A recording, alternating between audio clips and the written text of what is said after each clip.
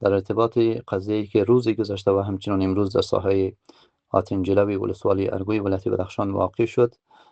خلاص این موضوع از این قرار است که به سلسله تخریبی مزارع کشیده کوکنار که از مدتی به این طرف در ولایت بدخشان جریان دارد، قطعه مربوطه و نیروهای امنیتی روز گذشته عازم یمی ساحه شدند و می‌خواستند که مزارع کشیده تریاک از این ساحه از بین ببرند، که با کمال تأسف تعدادی از زحاقین و همچنان مردم محل با تحریک انسان‌های تبهکار و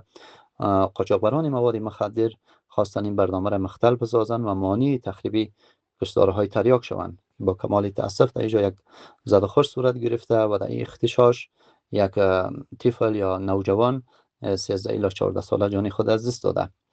و با سوی استفاده یعنی قضیه امروز تعدادی از انسان‌های مغریض و باندهای مافیایی با تحریک مردم محل و دهاقین خواستن که موضوع را کلام بکنن و باز اختشاش صورت گرفته که بازم با کمال تأسف یکی از هموطنان عزیز ما در این ساحه جان خود از دست داده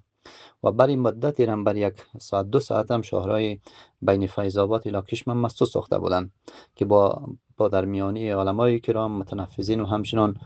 سعی و تلاش مسئولین ولایت بدخشان اختشاش هم خاموش شده و همچنان شهرهای بین کشم الی فیض‌آباد هم برای ترافیک باز گردیده و ساحه تحت کنترل نیروهای امنیتی است فعلا و الحمدلله که دیگه فعلا هیچ مشکلی وجود نداره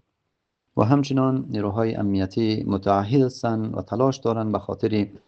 شناسایی و بازداشت افرادی که در این اختشاشات مستقیما بالای مردم آتش کش شدند و سبب قتل این دو هموطن عزیز ما شدند، آنها را شناسایی کرده و پنجه قانون بسپارند ولو که افراد در بدنه امارت اسلامی باشند.